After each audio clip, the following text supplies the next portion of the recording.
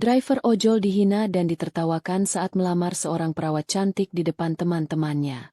Tapi semua kaget dan menyesal saat driver ojol ini kembali dengan baju dinasnya. Ternyata dia hanya menyamar demi mengetahui sifat asli perawat cantik yang ia cintai. Namun sebelum cerita dimulai, kami sarankan untuk berkomentar dari daerah mana kalian menonton cerita ini, melakukan like dan subscribe, agar channel kisah populer bisa berkembang, dan bisa mempersembahkan cerita yang terbaik. Mari kita mulai ceritanya. Sinar matahari pagi menyinari pelataran rumah sakit Bunga Medika. Suasana seperti biasa. Pasien berlalu lalang, petugas sibuk menjalankan tugas, dan para perawat bersenda gurau di sela-sela giliran kerja. Di antara keramaian itu, tampak seorang pria dengan jaket ojek online memarkir motornya dengan hati-hati. Namanya Raka. Selama beberapa bulan terakhir, ia rutin mengantar Ayu, perawat cantik yang dikenal anggun dan pintar, ke tempat kerjanya. Raka bukan sekadar pengemudi, ia menyamar sebagai driver ojol untuk sebuah penyelidikan. Namun dalam proses itu, ia benar-benar jatuh hati pada Ayu. Setiap pagi, ia selalu datang tepat waktu, membukakan pintu motor, bahkan sering membawakan sarapan kecil seperti roti atau kopi. Dan hari ini, ia datang dengan niat besar, melamar Ayu secara langsung. Di tangannya, Raka menggenggam kotak kecil berisi cincin sederhana. Ia sudah memikirkan ini selama berhari-hari. Ia tahu Ayu bukan perempuan biasa. Tapi hatinya tetap yakin bahwa cinta yang tulus akan menemukan jalannya. Raka berjalan ke arah Ayu yang sedang berkumpul bersama beberapa teman perawat di dekat taman kecil rumah sakit. "Permisi, Mbak Ayu," ucap Raka dengan suara yang sopan tapi terdengar gugup. Beberapa perawat menoleh, tersenyum geli saat melihat Raka yang tampak canggung. Ayu, yang mengenakan seragam putih rapi, menoleh dengan alis terangkat. Mas Raka? Ada apa ya? Aku tahu ini mungkin mendadak, tapi aku sudah lama menyimpan perasaan ini," kata Raka, mencoba menenangkan jantungnya yang berdegup kencang. "Maukah kamu menikah denganku?" Hening. Semua mata terbelalak. Beberapa perawat langsung menutup mulut menahan tawa, sementara yang lain saling menyikut satu sama lain, menanti reaksi Ayu. Ayu memandang Raka dari ujung kepala sampai kaki. Lalu ia tertawa sinis. "Serius nih? Kamu pikir aku bakal nikah sama tukang ojek?" Tawa meledak dari mulut teman-temannya. "Ya ampun, Mas. Ngelamar perawat di rumah sakit, pakai jaket ojol, depan orang banyak. Nggak malu?" ejek salah satu perawat. "Kamu nggak punya cermin di rumah ya?" sambung yang lain. Raka terdiam. Matanya masih tertuju pada Ayu, yang kini tersenyum mengejek sambil menyilangkan tangan di dada. "Kita beda dunia, Mas. Aku perawat. Kamu driver. Aku butuh pasangan yang bisa sejajar. Bukan yang cuma nganter-nganter doang. Maaf, jangan mimpi terlalu tinggi, ya." Suara tawa dan ejekan itu makin keras. Raka berdiri terpaku. Wajahnya memerah bukan karena marah, tapi karena malu dan kecewa. Tapi meski dipermalukan di depan banyak orang, ia tetap menundukkan kepala dan menjawab pelan. "Maaf kalau aku lancang. Aku cuma ingin jujur soal perasaanku." Tanpa berkata apa-apa lagi, Raka berbalik dan berjalan meninggalkan kerumunan. Di tangannya, kotak cincin itu masih tergenggam erat, tapi kini penuh goresan luka di hati. Di belakang, Ayu masih tertawa sambil berkata, "Tolonglah, besok kalau mau ngelamar, minimal tahu diri." Yang tidak mereka tahu adalah, Raka bukan sekadar driver ojek online. Dan penghinaan itu baru permulaan. Langkah kaki Raka terasa berat saat ia meninggalkan taman kecil di pelataran rumah sakit. Angin pagi yang biasanya sejuk kini terasa menyayat kulit, seolah ikut merasakan luka yang ia sembunyikan di balik senyum sabarnya. Namun di belakangnya, gelak tawa belum juga reda. Para perawat yang menyaksikan kejadian itu masih terpingkal-pingkal. Beberapa dari mereka dengan sigap mengeluarkan ponsel dan merekam detik-detik saat Raka melamar Ayu, dan ditolak mentah-mentah. Lihat sini. Gila ekspresi dia pas ditolak. Kasihan banget," seru Sinta, salah satu perawat yang terkenal usil. "Beneran. Nanti aku upload ke TikTok. Biar rame. Sahut yang lain. Ayu sendiri hanya tersenyum puas. Baginya, penolakan itu adalah bentuk pembuktian kelas. Ia merasa telah menegaskan bahwa tak semua orang bisa seenaknya menyentuh dunianya yang berkelas. Dalam hati, ia merasa bangga, seolah berhasil menjaga reputasi di hadapan teman-temannya. Tak butuh waktu lama, video itu menyebar cepat di media sosial. Dengan judul, "Ojol ngelamar perawat, malunya gak ketulungan." Video itu menuai ribuan komentar dalam hitungan jam. Komentar-komentar pedas pun berdatangan. "Ngaca dulu bang sebelum ngelamar. Salut sih berani, tapi kayaknya gak tahu diri. Bucin level dewa, udah ditolak malah diam aja." Raka membaca semuanya dalam diam, duduk di atas motornya yang terparkir di pinggir jalan. Hatinya sakit, bukan karena ditolak, itu masih bisa ia terima. Tapi dipermalukan dan dijadikan bahan ejekan, itu luka yang lebih dalam. Ia menatap langit, menghela napas panjang. Matanya menerawang ke arah rumah sakit. Bukan pada Ayu, tapi pada orang-orang yang menertawakannya. Lalu, ponselnya bergetar. Sebuah pesan masuk dari nomor khusus tugas dinas. Target awal teridentifikasi. Lanjutkan observasi. Fokus pada lingkungan kerja dan potensi pelanggaran etik. Raka membaca pesan itu dengan mata tajam. Seketika, sorot wajahnya berubah. Luka hati yang baru saja ia rasakan seolah berubah menjadi bara api dalam dadanya. Bukan karena ingin membalas dendam, tapi karena kini ia melihat lebih jelas. Di balik jas putih yang mereka kenakan, ternyata banyak yang memakai topeng. Dan tugasnya adalah menyingkap topeng itu satu persatu. Ia menggenggam erat ponselnya. Kalau memang begini caranya, baik. Mari kita buka semua yang tersembunyi di tempat ini. Di tengah gelombang tawa dan viralnya penghinaan itu, tak ada satupun dari mereka yang tahu, pria yang mereka remehkan bukan pria biasa. Dan badai akan segera datang. Malam turun perlahan di kota. Lampu jalan menyala redup, dan suara kendaraan mulai menipis. Di sebuah rumah sederhana di pinggiran kota, Raka duduk sendirian di meja makan, menatap nasi yang tak disentuh. Bukan karena ia tak lapar, tapi pikirannya masih bergelayut pada kejadian pagi tadi. Penghinaan yang ia terima masih jelas tergambar di benaknya. Tawa Ayu, ejekan teman-temannya, kamera yang menyorot wajahnya saat ditolak mentah-mentah. Dan yang paling menyakitkan, komentar netizen yang menyebar seperti racun. Tapi malam ini, Raka tahu, dia tak boleh larut dalam luka. Dengan langkah pelan, ia berdiri dan menuju ke kamar tidur. Di sudut ruangan, ada sebuah lemari kayu tua. Ia membuka lacinya dengan hati-hati, dan dari dalam, ia menarik keluar sebuah benda. Kain biru tua dengan emblem di dada kiri bertuliskan Polri. Ia berdiri di depan cermin, lalu mengangkat seragam itu. Tangannya mengusap perlahan lambang di dada, seolah menyerap kembali identitas yang selama ini ia sembunyikan. Raka adalah seorang perwira polisi berpangkat Ibtu, Inspektur Polisi 1. Beberapa bulan terakhir, ia ditugaskan secara khusus oleh atasan untuk menyamar sebagai driver ojek online, menyelidiki dugaan kasus pelanggaran etik dan korupsi di lingkungan Rumah Sakit Bunga Medika. Ada laporan internal tentang praktik pungli, pelecehan terhadap tenaga medis muda, dan bullying sistematis di kalangan staf.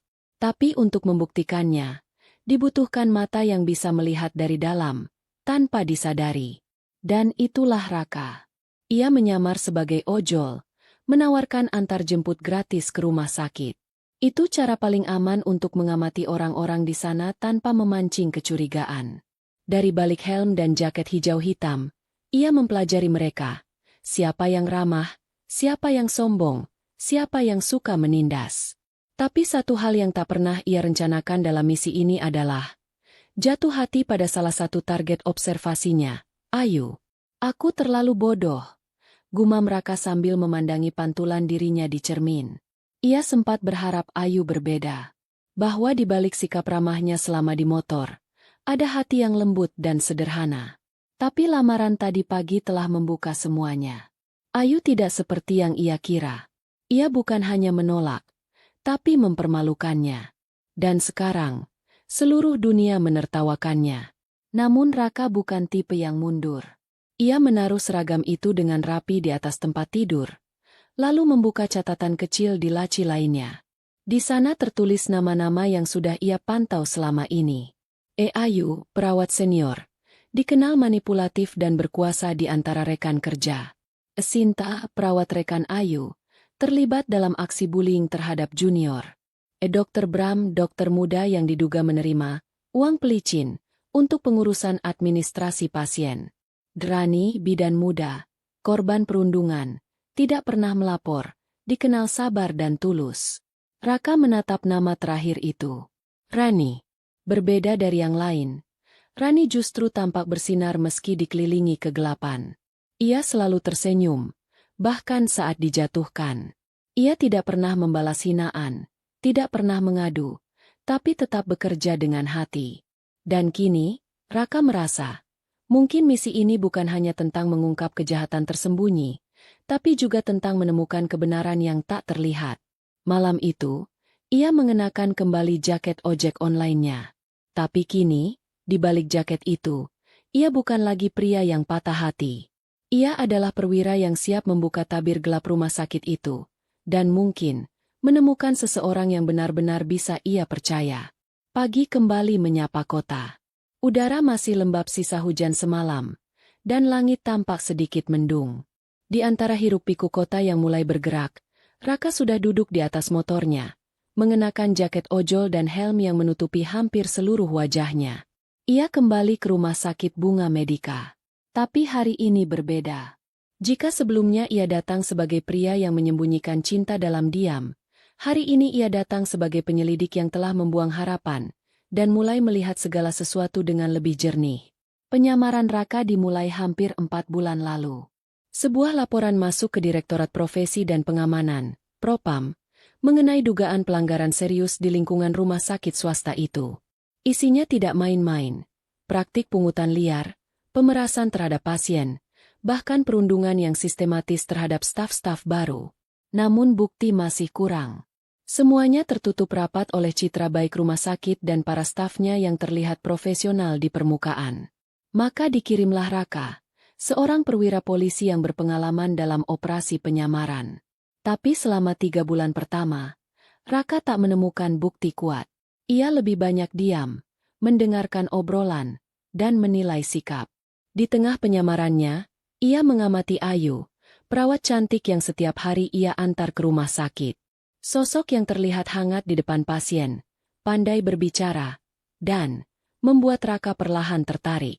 Ia kira Ayu mungkin salah satu dari sedikit yang bersih. Tapi insiden lamaran kemarin mengubah semuanya. Itu bukan sekadar penolakan. Itu adalah pengungkapan sifat. Bagaimana bisa seseorang yang terlihat begitu beradab dan lembut, berubah menjadi sosok yang kejam dan mempermalukan orang lain hanya karena status sosial? Dan lebih buruk lagi, semua temannya bersorak, merekam, menyebarkan. Tak ada satupun yang menahan. Kecuali satu orang. Raka ingat, saat semua tertawa dan memperoloknya, ada satu sosok yang berdiri di belakang, tidak ikut menertawakan, tidak juga membela. Hanya diam, tapi sorot matanya menyiratkan iba yang dalam. Rani, seorang bidan muda. Ia tak pernah menonjol. Bekerja dalam diam, senyum seadanya, dan tubuh kecilnya sering menjadi sasaran olok-olok para perawat senior. Pernah suatu kali, Raka mendengar Ayu menyindirnya saat Rani berjalan melewati pantry. Ran, baju kamu nggak kebesaran? Atau kamu yang kekecilan? Disusul tawa para perawat lainnya. Rani hanya tersenyum tipis, menunduk, dan melanjutkan tugasnya. Kini Raka mulai memahami bahwa misi ini tak sekadar tentang membongkar kejahatan atau menindak pelanggaran hukum. Ini tentang menilai manusia. Karakter mereka di saat mereka pikir tak ada yang memperhatikan. Hari itu, alih-alih memantau dari jauh, Raka mulai bergerak lebih dekat. Ia memperhatikan interaksi di ruang perawat, mencatat siapa yang berkata apa, bagaimana pola pembagian tugas, siapa yang cenderung mendominasi, dan siapa yang selalu menjadi korban. Dan semakin ia memperhatikan, semakin jelas terlihat, Rani adalah titik yang selama ini terabaikan. Ia bukan hanya korban. Ia adalah potret tenaga kesehatan yang sesungguhnya. Tulus, sabar, dan tetap manusiawi meski diperlakukan semena-mena. Misi penyamaran Raka pun perlahan bergeser. Bukan hanya mencari pelanggar hukum, tapi juga menjaga mereka yang masih berpegang pada nilai. Dan entah kenapa, sejak hari itu, langkah Raka terasa lebih ringan. Karena ia tahu, di tengah lumpur kebusukan, masih ada satu bunga yang sedang tumbuh diam-diam. Namanya Rani.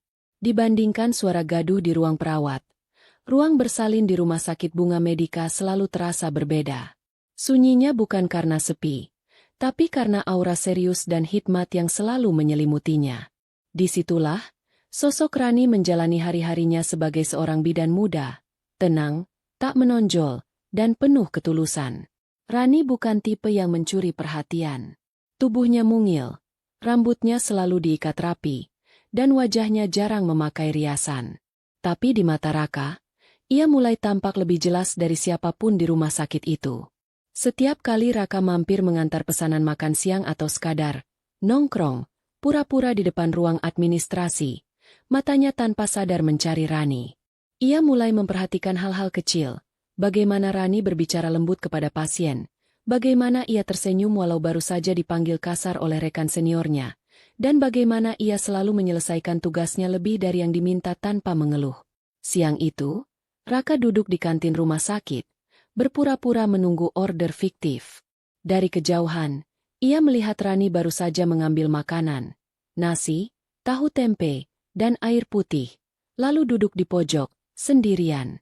Tak lama, Ayu dan gengnya masuk.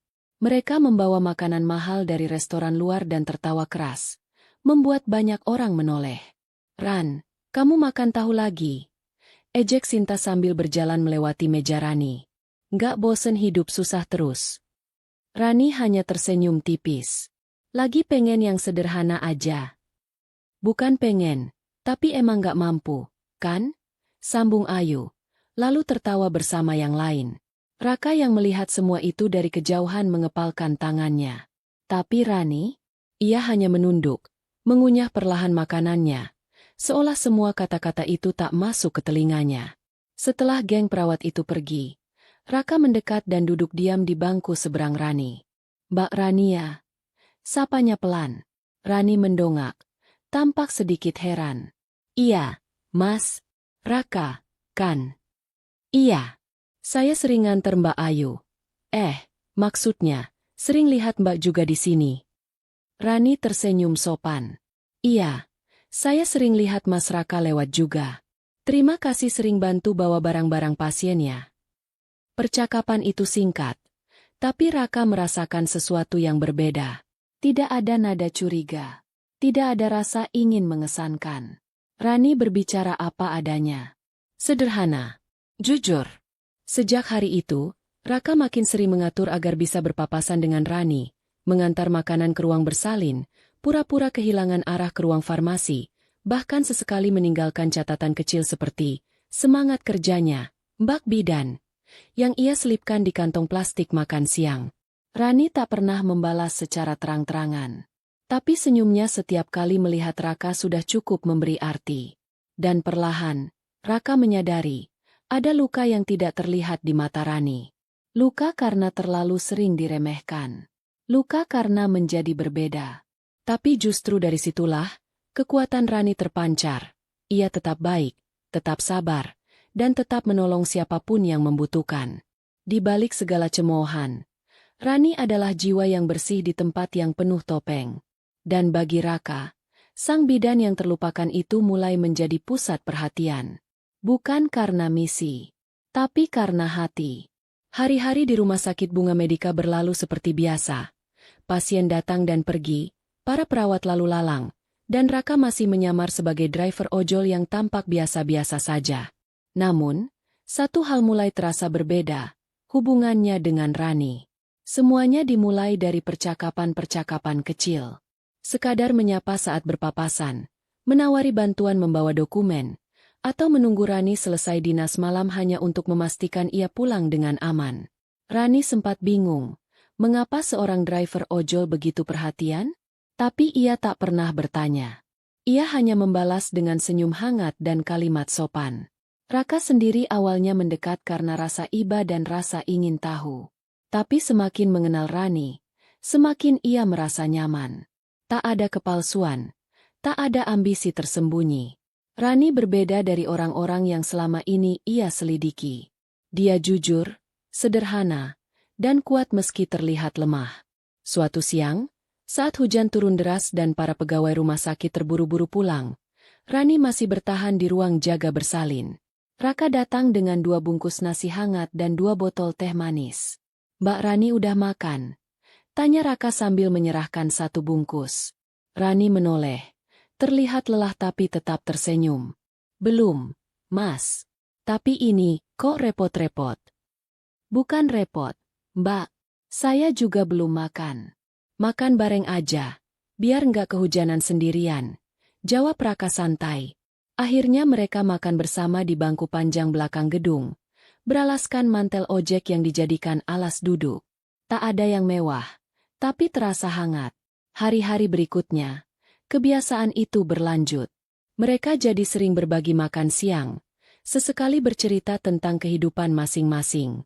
Rani bercerita tentang masa kecilnya di desa, ibunya yang juga seorang bidan, dan cita-citanya yang sederhana, menolong sebanyak mungkin ibu dan bayi tanpa berharap imbalan besar. Raka mendengarkan dengan penuh perhatian, dan dalam hati ia kagum. Dalam dunia yang makin penuh ambisi dan topeng, Rani adalah satu dari sedikit orang yang masih menjaga hati tetap bersih.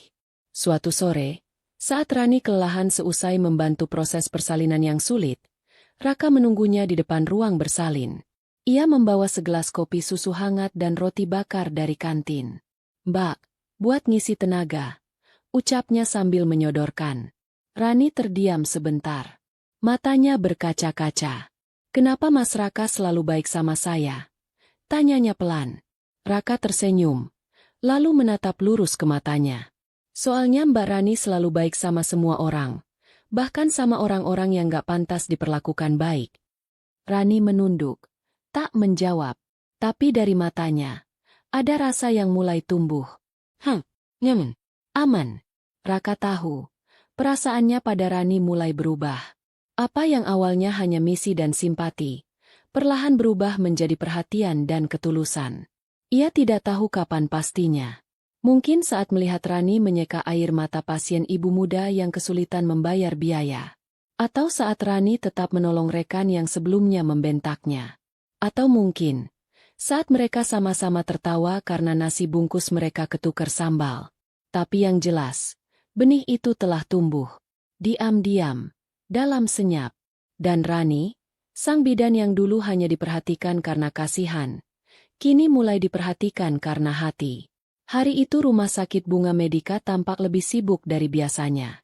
Suasana mencekam menyelimuti seluruh bangunan setelah seorang pasien VIP melaporkan kehilangan barang berharga, perhiasan dan uang tunai, yang terakhir kali terlihat saat ia ditangani di ruang perawatan. Manajemen panik. Para perawat saling tuding. Ruang jaga dipenuhi bisik-bisik dan ketegangan. Semua pegawai diminta berkumpul di aula untuk rapat mendadak. Raka, yang saat itu baru saja menurunkan Rani di lobi, langsung merasakan atmosfer yang berbeda. Dalam diam, ia menerima pesan di ponselnya dari atasan di kantor. "Waktu yang tepat. Lanjutkan sesuai protokol. Identitas boleh dibuka." Ia menarik napas panjang. Inilah momen yang selama ini ia tunggu.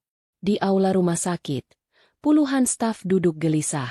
Para kepala ruangan berdiri di depan, termasuk Ayu dan teman-temannya yang tampak cemas.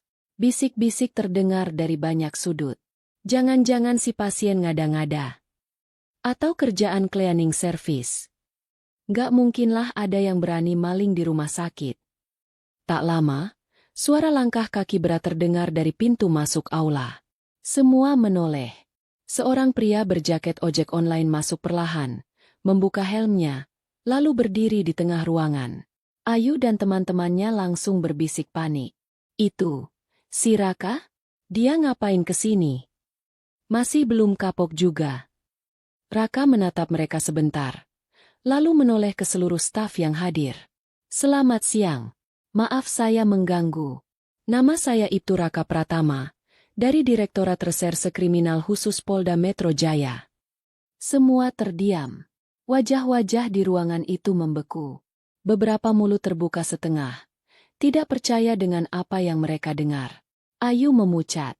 Saya sudah 3 bulan menjalankan penyamaran sebagai driver ojek online, menyelidiki dugaan pelanggaran etika, perundungan, dan kasus pencurian serta pungli yang terjadi secara sistematis di lingkungan rumah sakit ini, lanjut Raka dengan tenang namun tegas. Ia lalu merogoh sakunya dan menunjukkan kartu identitas resmi serta lencana. Laporan awal kami menunjukkan adanya keterlibatan oknum staf dalam beberapa kejadian tidak etis, termasuk perundungan terhadap tenaga medis muda, penyalahgunaan fasilitas rumah sakit, serta tindakan yang merugikan pasien dan keluarga mereka. Suara mulai pecah. Beberapa staf mulai bergumam panik. Sinta, teman dekat Ayu, menunduk dalam-dalam. Ayu sendiri hanya bisa menatap kosong ke arah Raka. Seluruh tubuhnya kaku. Ingatannya melayang pada hari ia dan teman-temannya menertawakan lamaran Raka, mempermalukannya tanpa ampun. Ternyata, pria yang mereka hina adalah polisi. Sementara itu, dari sudut aula, Rani berdiri terpaku. Mulutnya sedikit terbuka. Wajahnya tampak bingung, campuran antara kaget dan takjub. Ia bukan hanya baru tahu Raka adalah polisi, ia juga baru sadar bahwa perhatian yang selama ini ia terima bukan sekadar simpati biasa. Setelah memberikan penjelasan resmi, Raka menutup pernyataannya dengan tegas. Saya tidak datang untuk mempermalukan siapapun. Tapi demi keadilan, siapapun yang terlibat akan kami proses sesuai hukum yang berlaku. Dan untuk mereka yang tetap profesional dan tulus, kalian akan jadi bagian dari perubahan besar rumah sakit ini. Ia menatap sekilas ke arah Rani, senyum kecil menghiasi wajahnya, seolah memberi isyarat bahwa ini baru awal. Dan di tengah keterkejutan para staf, ada satu hal yang kini mulai bergeser, pandangan orang terhadap Raka. Bukan lagi sebagai driver ojek online miskin, tapi sebagai sosok yang punya integritas, ketegasan, dan hati. Suasana rumah sakit tak pernah lagi sama sejak siang itu. Setelah Raka mengungkap identitas aslinya, banyak wajah berubah, sebagian takut, sebagian malu, dan sebagian lain, terlambat menyadari arti dari kehadirannya. Dan salah satu yang paling terpukul adalah Ayu. Selama berhari-hari, Ayu seolah kehilangan semangat. Ia tak lagi berdandan seperti biasa, tak berceloteh keras bersama gengnya di ruang perawat, dan tatapannya sering kosong, mengambang entah kemana. Di ruang istirahat, Sinta mencoba menghiburnya. Yuk, udah dong. Gak usah dipikirin terus. Si Raka juga awalnya nyamar. Kita wajar gak tahu. Tapi Ayu hanya menggeleng lemah. Aku bukan sedih karena dia nyamar. Aku sedih karena aku benar-benar sudah mempermalukannya. Aku hina dia. Di depan orang banyak. Wajah Ayu pucat. Di balik segala kesombongannya selama ini, sekarang hatinya berantakan. Yang ia tolak ternyata bukan hanya seorang pria biasa, tapi seorang perwira polisi, berwibawa, jujur, dan tulus. Dan yang lebih menyakitkan, ia menyadari semua itu terlambat. Beberapa hari kemudian, Ayu memberanikan diri menghampiri Raka di kantin rumah sakit. Ia melihat Raka sedang duduk santai sambil membaca berkas. Kini dengan penampilan rapi dan memakai baju dinas semi-formal, khas polisi yang sedang tidak bertugas penuh. Mas Raka, panggil Ayu pelan. Raka menoleh, ekspresinya datar. Oh, Mbak Ayu. Aku minta maaf, Mas. Tentang dulu, waktu aku nolak lamaran Mas. Aku bener-bener nggak tahu. Raka meletakkan berkasnya, menatap Ayu dengan sorot mata tenang, tapi tegas. Nggak perlu minta maaf soal itu, Mbak. Penolakan itu hak setiap orang. Saya juga yang salah, datang dalam wujud yang nggak layak, menurut sebagian orang. Ayu terdiam, lalu duduk di kursi seberang. Sebenarnya, waktu Mas sering nganter aku nyaman. Tapi aku terlalu peduli sama omongan orang. Dan sekarang, setelah tahu siapa Mas sebenarnya, Aku ngerasa bego banget. Raka tersenyum kecil. Kalau saya cuma driver ojol beneran, apakah kamu akan tetap merasa salah sekarang? Pertanyaan itu seperti pukulan keras. Ayu tak bisa menjawab. Dan dalam keheningan itu, tiba-tiba Rani datang dari arah pintu kantin. Ia membawa 2 gelas kopi dalam nampan kecil. Wajahnya berseri. Mas Raka, ini yang tadi Mas titip ya? Ucapnya sambil meletakkan 1 gelas kopi di hadapan Raka. Raka menatap Rani dan mengangguk lembut. Terima kasih, Mbak Rani. Mereka saling bertukar senyum. Hangat, sederhana, dan jelas penuh arti. Ayu yang melihat itu langsung tahu, ia sudah kehilangan kesempatan itu. Bukan karena Raka marah atau ingin balas dendam, tapi karena hati Raka sudah memilih tempat lain untuk berlabuh. Malam itu, di ruangannya, Ayu menangis diam-diam. Ia menangisi harga dirinya yang dulu terlalu tinggi. Ia menangisi ketulusan yang ia abaikan. Dan ia menangisi kenyataan bahwa penyesalan memang selalu datang saat semua sudah terlambat. Pagi itu, suasana rumah sakit tampak cerah. Langit biru bersih, angin bertiup lembut, dan di taman kecil dekat instalasi bersalin, 2 sosok duduk bersebelahan di bangku kayu, Raka dan Rani. Sudah beberapa minggu sejak pengungkapan besar itu. Sejak saat itu, banyak hal berubah. Rani tak lagi dibuli. Justru kini banyak yang mulai menghormatinya. Tapi satu hal yang paling terasa berbeda adalah hubungan antara dirinya dan Raka. Mereka semakin dekat. Tak ada lagi sekat formal atau rasa sungkan. Rani kini tahu siapa Raka sebenarnya. Dan yang membuatnya lega, Raka tetap bersikap hangat dan bersahaja, seperti saat ia masih mengenalnya sebagai driver ojol. Namun hari itu, ada sesuatu yang berbeda. Raka terlihat sedikit lebih gelisah dari biasanya. Tangannya sibuk memainkan tutup botol minuman, dan ia sesekali menatap Rani dengan tatapan dalam. Ada yang mau Mas omongin? Tanya Rani pelan. Raka menarik napas panjang, lalu menoleh dengan senyum lembut. Mbak Rani, selama saya nyamar di rumah sakit ini, saya banyak lihat hal yang menyedihkan, perundungan, kepalsuan, kemunafikan. Tapi di tengah semua itu, saya ketemu satu orang yang bikin saya percaya kalau kebaikan hati itu masih nyata. Rani menatap Raka. Matanya mulai berkaca-kaca tanpa ia sadari. Dia orang yang sabar meski diperlakukan gak adil. Yang tetap tersenyum walau sering dibisiki kata-kata menyakitkan. Yang bekerja bukan buat dipuji, tapi karena panggilan hati. Raka menatap mata Rani dalam-dalam. Orang itu, kamu, Rani. Rani terdiam. Jantungnya berdegup cepat. Aku nggak tahu gimana awalnya. Tapi sekarang aku yakin. Hatiku udah milih. Aku sayang sama kamu, Rani. Bukan karena kamu sempurna. Tapi karena kamu nyata. Apa adanya. Dan aku ngerasa tenang tiap dekat kamu. Air mata Rani tak bisa dibendung lagi. Bukan karena sedih. Tapi karena haru yang begitu dalam. Ia menutup mulutnya sejenak, lalu tersenyum, lembut, penuh makna. Mas Raka, aku juga ngerasa hal yang sama. Dari awal Mas baik ke aku kira cuma karena kasihan.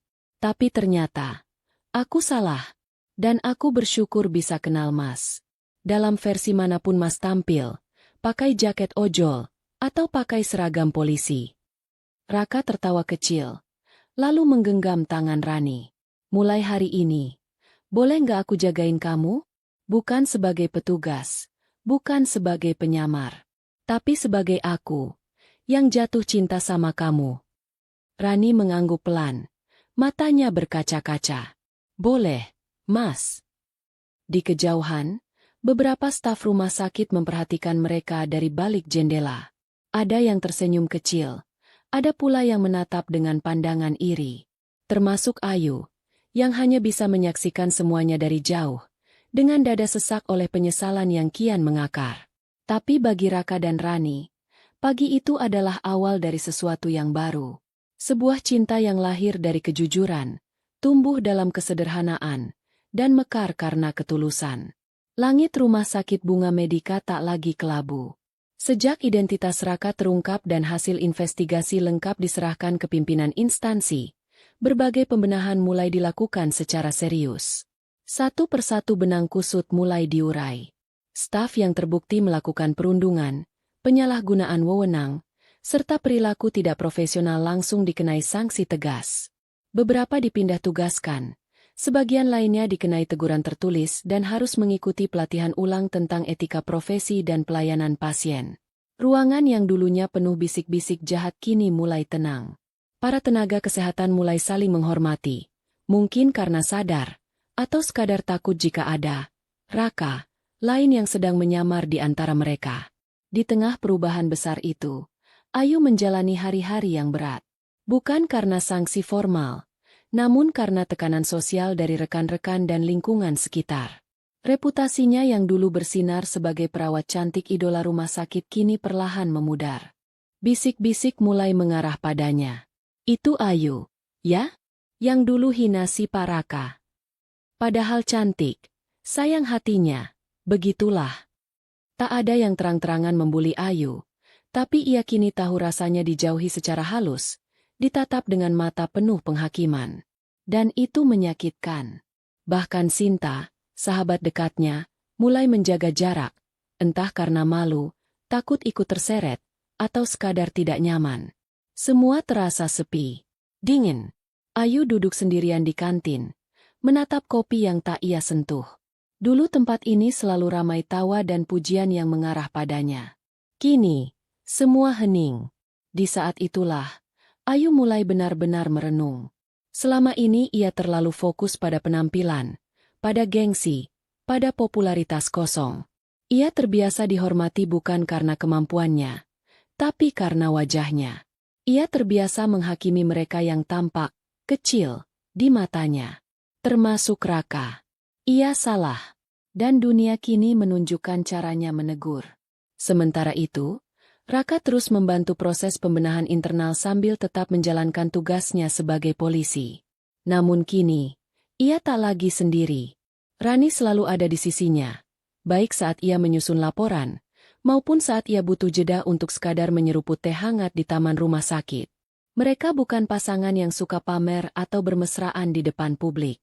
Tapi dari cara mereka saling memandang, dari ketenangan yang mengalir setiap mereka duduk berdampingan, semua orang tahu, ada cinta yang kuat, namun sederhana, di antara mereka. Ayu sempat mencoba meminta maaf lagi pada Raka, namun Raka hanya menanggapinya dengan tenang dan singkat. Ia tidak membalas dendam, tapi ia juga tidak memberi ruang yang sama seperti dulu. Dan itu justru menyadarkan Ayu lebih dalam, bukan Raka yang berubah, dirinya lah yang terlalu sombong untuk melihat siapa Raka sebenarnya. Kini, Ayu mulai menata diri. Ia tak lagi menonjolkan penampilan, tapi perlahan mulai memperbaiki sikap. Ia mengikuti pelatihan ulang dengan serius, mulai menyapa semua orang tanpa memandang status, dan mencoba bersikap tulus, walau masih tertatih. Karena perubahan sejati butuh waktu, dan karma, meski kadang datang terlambat, selalu tepat sasaran. Matahari sore menyinari taman kecil di belakang rumah sakit Bunga Medika. Tempat itu dulunya sepi dan jarang dikunjungi, namun hari ini suasananya berbeda, dihiasi bunga-bunga gantung, lampu-lampu kecil berkelap-kelip, dan bangku-bangku kayu yang ditata rapi membentuk lingkaran. Tamu-tamu berdatangan, sebagian besar adalah staf rumah sakit. Mereka mengenakan pakaian santai tapi sopan, membawa senyum dan harapan. Tidak ada suara sumbang, tidak ada tatapan sinis. Hanya dukungan tulus yang hadir untuk dua insan yang telah menginspirasi banyak orang. Di tengah taman, Rani berdiri gugup. Ia mengenakan gaun sederhana berwarna biru muda. Rambutnya dikepang setengah dan dihiasi bunga kecil. Tangannya dingin, tapi hatinya hangat, karena di hadapannya berdiri Raka, dengan kemeja putih bersih dan senyum menenangkan yang tak pernah gagal membuatnya merasa aman. Raka menghela napas pelan, lalu menatap mata Rani. Dulu, aku melamar seseorang di depan banyak orang, dan aku ditertawakan, katanya dengan suara jernih. Para tamu diam, menyimak. Tapi hari ini, aku berdiri lagi, di tempat terbuka, di depan banyak orang. Bukan untuk membuat luka baru, tapi untuk menutup luka lama. Untuk memulai sesuatu yang lebih indah. Ia berlutut, mengeluarkan kotak kecil dari sakunya. Rani, kamu datang ke hidupku seperti cahaya kecil yang perlahan menghangatkan dunia yang gelap. Kamu ajarkan aku arti sabar, arti tulus, arti cinta, tanpa syarat. Rani menutup mulutnya. Matanya sudah basah. Will you menikah denganku? Bukan karena aku polisi. Bukan karena aku siapa-siapa. Tapi karena aku yang mencintaimu sebagai diriku sendiri. Tawa pelan dan haru menyelimuti suasana. Para staf tersenyum, bahkan beberapa menitikan air mata. Rani mengangguk pelan, kemudian menjawab. Iya, Mas Raka. Aku mau. Sorak-sorai terdengar. Bukan sorakan olok-olok seperti yang pernah terjadi di masa lalu, tapi sorakan hangat yang mengiringi kisah dua hati yang bertemu dalam kejujuran dan luka yang saling menyembuhkan. Setelah acara, Ayu menghampiri Rani. Ia tampak lebih tenang, lebih sederhana dari biasanya. Selamat ya, Rani. Ucapnya lirih. Kamu pantas bahagia. Rani tersenyum hangat. Terima kasih, Ayu. Tak ada dendam, tak ada sindiran. Hanya dua perempuan yang pernah berbeda jalan, kini berdiri sejajar sebagai manusia yang belajar dari pengalaman. Beberapa bulan kemudian, Raka dan Rani resmi menikah dalam upacara sederhana di desa tempat Rani berasal. Mereka memilih hidup yang tenang, penuh makna, dan saling mendukung dalam pekerjaan maupun kehidupan sehari-hari. Di rumah sakit, nama mereka sering disebut sebagai contoh pasangan yang tumbuh dari luka dan berubah menjadi kekuatan. Cinta mereka menjadi bukti bahwa nilai seseorang bukan terletak pada jabatan, seragam, atau penampilan, tapi pada hati. Hati yang sabar, hati yang tulus, dan hati yang memilih untuk saling menjaga.